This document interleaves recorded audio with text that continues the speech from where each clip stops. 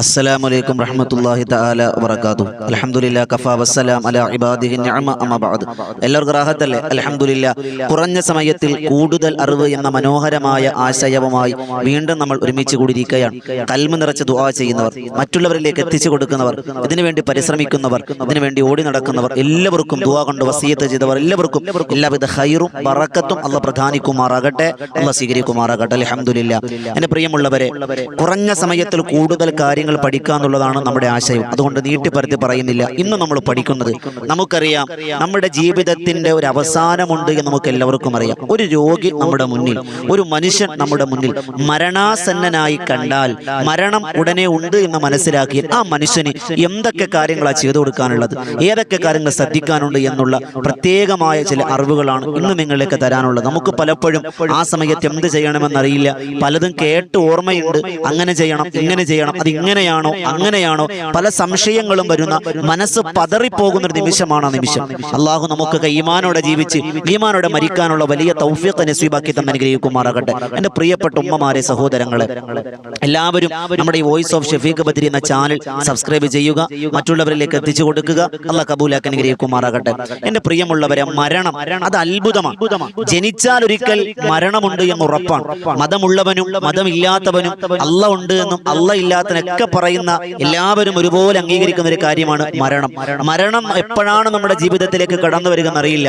പണമുള്ളവൻ ഉണ്ടാകട്ടെ, പണമില്ലാത്തവനാകട്ടെ, ആരുമായിക്കോട്ടെ. നമുക്കറിയാം, നമ്മുടെ പള്ളികളുടെ ഖബർസ്ഥാൻ ഒന്ന് പരിശോധിച്ചാൽ, നമ്മുടെയൊക്കെ പള്ളികളുടെ ഖബർസ്ഥാൻ ഒന്ന് പരിശോധിച്ചാൽ നമ്മളെക്കാൾ പ്രായം കൂടിയവരുണ്ട്, നമ്മളെക്കാൾ പ്രായം കുറഞ്ഞവരുണ്ട്, നമ്മളെക്കാൾ ആരോഗ്യമുള്ളവരുണ്ട്, നമ്മളെക്കാൾ ആരോഗ്യം കുറഞ്ഞവരുണ്ട്. ഞാനാണ് വലിയ വാപ്പ എന്ന് പറഞ്ഞു നടന്ന പല കൊമ്പന്മാരും വമ്പന്മാരും, വമ്പ് പറഞ്ഞവരും കൊമ്പ് കുലിക്കവരും ഒക്കെ 6 അടി മണ്ണിൽ ചെന്ന് കിടപ്പുണ്ട്. നമുക്ക് മരണം അങ്ങനെയാണ്. എപ്പോഴാണ് മരണം വരിക എന്നറിയില്ല. അള്ളാഹു നമ്മുടെ ജീവിതത്തിൽ വലിയ സമാധാനം അനുഗ്രഹിക്കുമാറാകട്ടെ. ചിലപ്പോൾ നമ്മുടെ മരണം പ്രായം കൊണ്ട്, പ്രായാധിക്യത്താൽ കിടന്ന് രോഗിയായി മരിക്കുന്നവരുണ്ട്, അങ്ങനെ മരണപ്പെടുന്നവരുണ്ട്. അങ്ങനെ പല രീതികളിലായി നമ്മുടെ ജീവിതത്തിലേക്ക് മരണം കടന്നു വരാറുണ്ട്. എന്നാൽ നമ്മുടെ മുമ്പിൽ ഒരാൾ മരിക്കാൻ വേണ്ടി കിടന്നാൽ, ഇപ്പൊ നമ്മുടെ വല്യുപ്പ, നമ്മുടെ വല്യുമ്മ, നമ്മുടെ ഉമ്മ, നമ്മുടെ ഉപ്പയൊക്കെ രോഗാതുരമായ അവസ്ഥയിൽ വളരെ രോഗിയായി കിടക്കാൻ, അവ നമുക്ക് രംഗങ്ങളൊക്കെ കണ്ടപ്പോൾ, അവരുടെ പ്രവർത്തനങ്ങൾ കണ്ടപ്പോൾ മരണപ്പെടുന്ന ഉറപ്പായി, മരണാസന്നനാണ് എന്ന് മനസ്സിലായാൽ നമ്മൾ ചെയ്യാനുള്ള ചില കാര്യങ്ങളെ പറ്റിയാണ് ഇന്ന് നമ്മൾ പഠിക്കാൻ പോകുന്നത്. പലപ്പോഴും നമുക്കത് അശ്രദ്ധമായി പോകുന്ന, അബദ്ധം പിടയുന്ന ചില കാര്യങ്ങളാണ്. നമ്മൾ ആദ്യമായി ഒരാൾ മരണാസന്നനായി കിടന്നാൽ, രോഗിയായി കിടന്നാൽ, നമ്മൾ ആദ്യം ശ്രദ്ധിക്കാനുള്ള രോഗിയെ പോയി സന്ദർശിക്കണം എന്നുള്ളതാണ്. നമ്മുടെ കുടുംബക്കാരാകട്ടെ, ആരുമാകട്ടെ, അത് മതത്തിലുള്ളവരാകട്ടെ, മതത്തിലല്ലാത്ത ആളായിക്കോട്ടെ, കാണൽ ഹലാലുള്ള ആളുകളെ അത് പ്രത്യേകം ശ്രദ്ധിക്കണം. നമുക്ക് ജീവിതത്തിൽ കാണാൻ ഹലാലുള്ള ആളുകളെ മാത്രമേ കാണാൻ പോകാൻ പാടുള്ളൂ. അന്യ പെണ്ണിനെ നമുക്ക് പോയി കാണാൻ പാടില്ല, അന്യ പുരുഷനെ സ്ത്രീ പോയി കാണാൻ പാടില്ല. നമ്മൾ വീട്ടിൽ പോകാം, ആ വീട്ടുകാരെയൊക്കെ ഒന്ന് ആശ്വസിച്ച് പോയി കാര്യങ്ങളൊക്കെ തിരക്കി വരാം, നേരിട്ട് കാണാൻ പാടില്ല എന്നുള്ളതാണ്. അപ്പൊ നമുക്ക് സംബന്ധിച്ചിടത്തോളം കാണല് ഹറാമില്ലാത്ത ആളുകളെ നമ്മൾ പോയി കണ്ട് സമാശ്വാസം കൊടുക്കൽ വലിയ പ്രതിഫലമുള്ള കാര്യമാണ്. അത് പ്രത്യേകം ശ്രദ്ധിക്കേണ്ട കാര്യമാണ്. ഇനി നമ്മൾ ശ്രദ്ധിക്കാനുള്ള കാര്യം, അള്ളാന്റെ റസൂൽ സല്ലല്ലാഹു അലൈഹി വസല്ലം തങ്ങളുടെ ഹദീസുകളിലൂടെ മഹാരഥന്മാർ രേഖപ്പെടുത്തിയിരുന്ന കാര്യം, നമ്മൾ ആദ്യമായി ഒരാൾ രോഗാതുരം അവസ്ഥയായിരുന്നു, ഹോസ്പിറ്റലിൽ നിന്ന് വീട്ടിൽ കൊണ്ടുവന്നു, അല്ലെങ്കിൽ ഹോസ്പിറ്റലിലാണ്, വീട്ടിലാണ്, അത് ചെയ്ത് കിടക്കുമ്പോൾ രോഗം, ശ്വാസം ഇങ്ങനെ എടുത്തു വിടുന്നു, മരണത്തിന്റെ അടയാളങ്ങളൊക്കെ കണ്ടു. നമ്മുടെയൊക്കെ നാടൻ ശൈലി പറഞ്ഞ സക്കറാത്തിന്റെ ഹാല് നമുക്ക് വ്യക്തമായി, ഇത് അധിക സമയം ഉണ്ടാവില്ല, ആൾ മരണപ്പെടാൻ പോകണമെന്ന് നമുക്ക് മനസ്സിലായാൽ ആദ്യമായി നമ്മൾ ചെയ്യാനുള്ളത് ആ രോഗിയെ കിബിലയിലേക്ക് തിരിച്ചു കിടത്തുക എന്നുള്ളതാണ്. കിബിലയിലേക്ക് തിരിച്ചു കിടത്തുക എന്നുള്ളതെന്ന് പറഞ്ഞാൽ, നമ്മെ സംബന്ധിച്ചിടത്തോളം രാത്രി നമ്മൾ ഉറങ്ങാൻ സുന്നത്തുള്ള കിടത്തമെന്ന് പറഞ്ഞാൽ വലത് കൈ നമ്മുടെ വലത്തെ കവിളിൽ വെച്ചിട്ട് ഇടത്തെ കൈ നമ്മുടെ ഇടത്തെ തുടയിൽ വെച്ച് ചരിഞ്ഞു കിടക്കുമ്പോൾ നമ്മുടെ മുഖവും നെഞ്ചും കിബിലിലേക്ക് വരുന്ന രീതിയിലാണ് നമ്മൾ കിടക്കുന്നത്. എന്നാൽ രോഗിയെ സംബന്ധിച്ചിടത്തോളം ചരിച്ചു കിടത്തൽ നമുക്കെന്തില്ല, നടപടിയാവൂല. നിവർത്തി കിടത്തലാണ്, മലർത്തി കിടത്തലാണ് എപ്പോഴും നല്ലത്. അതുകൊണ്ട് തുഹഫ പോലെയുള്ള ഗ്രന്ഥങ്ങളിൽ കാണാം, ഏറ്റവും നല്ലത്, രോഗിക്ക് ഉപകാരപ്രദവും രോഗിക്ക് ശ്വാസമെടുക്കാൻ എളുപ്പവും എല്ലാത്തിനും എളുപ്പമായ രീതി എന്ന് പറഞ്ഞാൽ, കാലിന്റെ വെള്ള കിബിലയിലേക്ക് നോക്കിയിട്ട് പടിഞ്ഞാറ് ഭാഗത്തേക്ക് നോക്കി തല കിഴക്കോട്ട് വെക്കണം. മനസ്സിലായില്ലേ? നമ്മൾ കബറിൽ കിടത്തുന്നത് അങ്ങനെയാ, നമ്മൾ മരണപ്പെട്ട് കിടക്കുമ്പോൾ എങ്ങനെയാണോ അങ്ങനെ എന്ന് പറഞ്ഞാൽ, കാലിന്റെ വെള്ള ഇല്ലേ, അടിഭാഗം, അത് കിബിലയിലേക്ക് ഇങ്ങനെ തിരിക്കുക, തല കിഴക്ക് ഭാഗത്തേക്ക് വെക്കുക, നമ്മുടെ തല ഒരു അല്പം ഉയർത്തി വെക്കുക. അപ്പൊ മുഖത്ത് നോക്കിയാൽ കിബില കാണാൻ പറ്റും. ആ രീതിയിലേക്ക് കിടത്തലാണ് ഏറ്റവും അഭികാമ്യം എന്ന് കരുതി ഒരു 2 സെന്റിൽ 3 സെന്റിൽ കിടക്കുന്ന ഒരു വീടാണ്, ആ വീട്ടിൽ കട്ടിലിടാം, ആകെ ചരിച്ച് മാത്രമേ കട്ടിലിടാൻ പറ്റൂ എന്ന് കരുതി ഇല്ലാത്ത സൗകര്യം ഉണ്ടാക്കണമെന്നല്ല. ഏറ്റവും നല്ല രൂപങ്ങളായി പറയുന്നത് കഴിയുമെങ്കിൽ ചെയ്യാം. ആ കട്ടിലിൽ തന്നെ ഒന്ന് രോഗി അങ്ങനെ കിടത്താൻ കഴിയുമെങ്കിൽ അങ്ങനെയും കിടത്താം.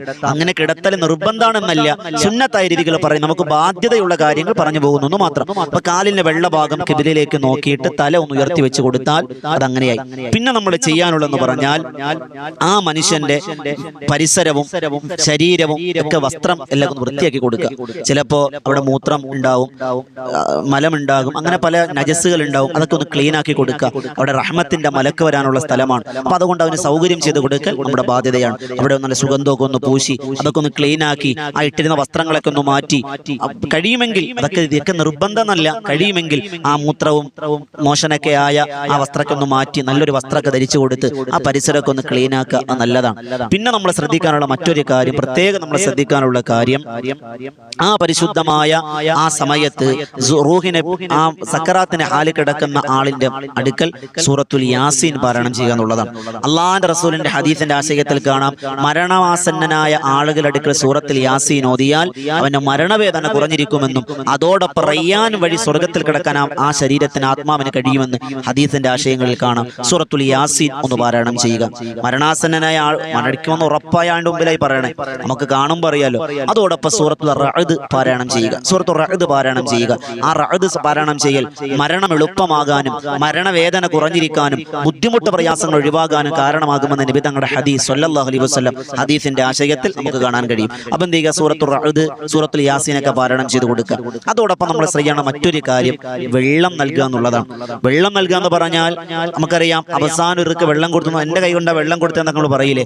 ചില രോഗികൾക്ക് എന്തില്ല, വെള്ളം കൊടുക്കാൻ ചിലപ്പോൾ കഴിഞ്ഞു കൊള്ളണമെന്നില്ല. അപ്പൊ എന്ത് ചെയ്യുക, ഒരു നനഞ്ഞ കോട്ടൺ തുണി എടുക്കുക, ഒന്ന് നനച്ചിട്ട് ഒന്ന് ചുണ്ടിലേക്ക് വെച്ച് ഇറ്റിച്ചു കൊടുക്കുക. അപ്പൊ നനവുള്ളിലേക്ക് ഇറങ്ങും, ഒരു തൽപ്പം വെള്ളം, ഒരു ദാഹം. കാരണം മരണസമയത്ത് വലിയ ദാഹം ഉണ്ടാകുമെന്നാണ്. ഒരു കടലിന്റെ വെള്ളം കുടിച്ചാലും ദാഹം തീരൂല. ആ സമയത്ത് ഇബ്ലീസ് വെള്ളം കൊണ്ടുവന്നിട്ട് പറയടാ, നിനക്ക് വെള്ളം വേണോ, നിനക്ക് ദാഹം ഉണ്ടല്ലേ, വെള്ളം തരാം, എനിക്ക് നീ സുജൂദ് ചെയ്യണം. ഈമാൻ പതറിപ്പോകുന്ന സമയമാണ് മരണസമയം. അള്ളാഹു ആഖിബത്ത് നന്നാക്കി തരട്ടെ. അപ്പൊ വെള്ളം കൊടുക്കുക.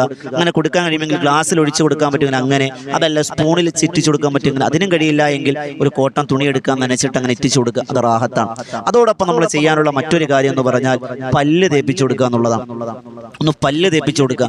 മുത്തനബി തങ്ങളുടെ വഫാത്തിന്റെ സമയത്ത് ആയിഷ ബീവി വായിലേക്ക് അറാക്ക് എന്ന് പറയും, ചെറിയ കമ്പിന്റെ കഷ്ണം ഉണ്ട്, അറാക്ക് എന്നാ പറയുക, അത് മാർദ്ദവം വരുത്തി നബി തങ്ങൾക്ക് പല്ല് തേച്ചു കൊടുത്തിട്ടുണ്ടെന്നാണ്. നമുക്ക് എന്ത് ചെയ്യാം, പല്ല് തേക്കണമെന്ന് പറഞ്ഞാൽ ഒന്ന് വെറുതെ ഒന്ന് തുണി ഒന്ന് ചുറ്റുകയോ അല്ലെങ്കിൽ ചെറിയ എന്തെങ്കിലും വെച്ചൊന്ന് ചെറുതായിട്ടൊന്ന് തേച്ചു കൊടുക്കുക, സുന്നത്താണ്. അത് ചെയ്യാൻ കഴിയുമെങ്കിൽ അത് ചെയ്തു കൊടുക്കുക. പിന്നെ നമ്മൾ ചെയ്യാനുള്ള കാര്യം കലിമ പറഞ്ഞു കൊടുക്കുക എന്നുള്ളതാണ്. നമ്മുടെ ചെവിയുടെ ഭാഗത്തേക്ക് അടുത്ത് വന്നിട്ട് ലാ ഇലാഹ ഇല്ലല്ലാഹ് എന്ന് പറഞ്ഞു കൊടുക്കുക. ഒച്ചത്തിലല്ല, ചെവിയിലേക്ക് ഒരു രഹസ്യമായി ഒന്ന് കേൾക്കാൻ പാകത്തിൽ. പിന്നെ പറയടാ എന്ന് പറഞ്ഞ് രോഗി കൊണ്ട് പറയിപ്പിക്കണ്ട, നാവ് കൊണ്ട് പറയണമെന്നില്ല, ചിലപ്പോൾ പറയാൻ കഴിഞ്ഞുകൊള്ളണമെന്നില്ല, കൽബിൽ പറയുന്നുണ്ടാകും, അത് മതി, അള്ളാഹ് എല്ലാം അറിയുന്നവനല്ലേ.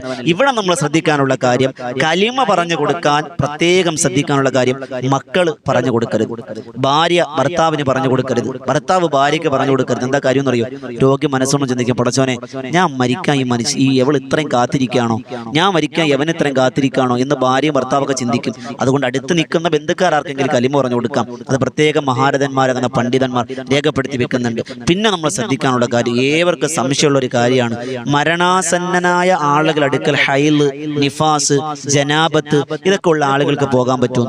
പോകല് ഹറാമൊന്നുമില്ല.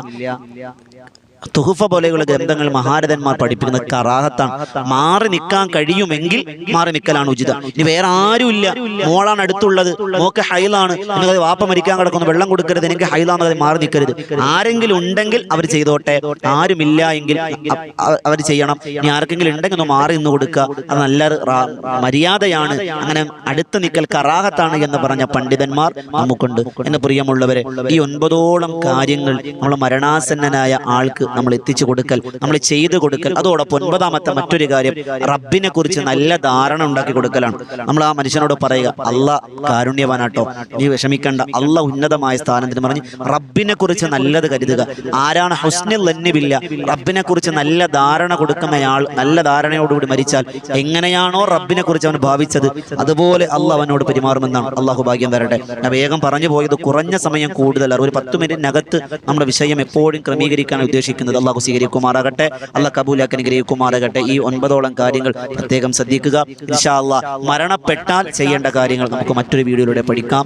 ഇൻഷാ അള്ളാഹ് അങ്ങനെ തുടങ്ങി ഓരോ കാര്യങ്ങൾ ഓരോ ദിവസവും കുറഞ്ഞ സമയത്തിൽ കൂടുതൽ അറിവുകളായി ഈ വോയിസ് ഓഫ് ഷഫീഖ് ബദ്രി നിങ്ങളിലേക്ക് എത്തും. അള്ളാഹ് സ്വീകരിക്കുമാറാകട്ടെ. എല്ലാവരും ഈ ചാനൽ സബ്സ്ക്രൈബ് ചെയ്യുക, മറ്റുള്ളവരിലേക്ക് എത്തിക്കുക. അതോടൊപ്പം വലിയ നേതൃത്വം നൽകുന്ന ബദറിൻ തീരം എന്ന ആത്മീയ മജ്ലിസ് എല്ലാ ദിവസവും രാത്രി 9 മണിക്ക് യൂട്യൂബിൽ തന്നെ ബദറിൻ തീരം എന്ന് നിങ്ങൾ സെർച്ച് ചെയ്ത് നോക്കിയാൽ മതി. അവർ ലിങ്ക് താഴെ കൊടുത്തിട്ടുണ്ട്. ആ ചാനലിലൂടെ എല്ലാ ദിവസവും ചരിത്ര പ്രഭാഷണവും തിബ്ബുസ്സലാത്തും അസ്മാഉൽ ഹുസ്നയും അസ്മാഉൽ ബദറും ഒക്കെ ചൊല്ലി ദുആ ചെയ്യുന്ന ഒരു സദസ്സാണ്. ആയിരങ്ങൾ സംഗമിക്കുന്ന പ്രാർത്ഥനാ സദസ്സ്. ആ ചാനലും നിങ്ങൾ സബ്സ്ക്രൈബ് ചെയ്തിട്ടേക്കുക, ബെൽ ബട്ടൺ അമർത്തുക. അള്ളാഹ് കബൂലാക്കി അനുഗ്രഹിക്കുമാറാകട്ടെ. ഈ അറിവ് മറ്റുള്ളവരിലേക്ക് എത്തിച്ചു കൊടുക്കുക. അള്ളാഹ് ജീവിതത്തിൽ പകർത്താൻ ഭാഗ്യം തരട്ടെ. ഒരുപാട് ആളുകൾ നമ്മളോട് ദുആ കൊണ്ട് വസിയത്ത് ചെയ്തിട്ടുണ്ട്. എല്ലാവരുടെയും എല്ലാവിധ ഖൈറും ബറക്കത്തും അള്ളാഹ് പ്രധാനിക്കുമാറാകട്ടെ. എല്ലാ വിഷമങ്ങളും അള്ളാഹ് മാറ്റി തരട്ടെ. ഈമാനോടെ ജീവിച്ച് ഈമാനോടെ മരിക്കാൻ അള്ളാഹു ഭാഗ്യം തരട്ടെ. അള്ളാഹു എന്തെല്ലാം ആപലാദികളും വേവലാദികളും ദുരിതങ്ങളും പ്രയാസങ്ങളും നമ്മുടെ ജീവിതത്തിലുണ്ടോ അള്ളാഹു മഹാരഥന്മാരാകുന്ന സുഹാബുൽ ബദറിന്റെ ബറക്കത്ത് കൊണ്ട് എല്ലാം അള്ളാഹു മാറ്റി തന്നെ അനുഗ്രഹിക്കുമാറാകട്ടെ. സ്വർഗം കണ്ടു മരിക്കാൻ അള്ളാഹു ഭാഗ്യം തരട്ടെ. ഇൻഷാ അല്ലാഹ് നിങ്ങളും ദ്വാരക്കണം. പുതിയ ഒരു അറിവുമായി നമുക്ക് വീണ്ടും കണ്ടുമുട്ടാം. അള്ളാഹു സ്വീകരിക്കട്ടെ. അസ്സലാമു അലൈക്കും വറഹ്മത്തുള്ളാഹി തആല വബറകാതുഹു.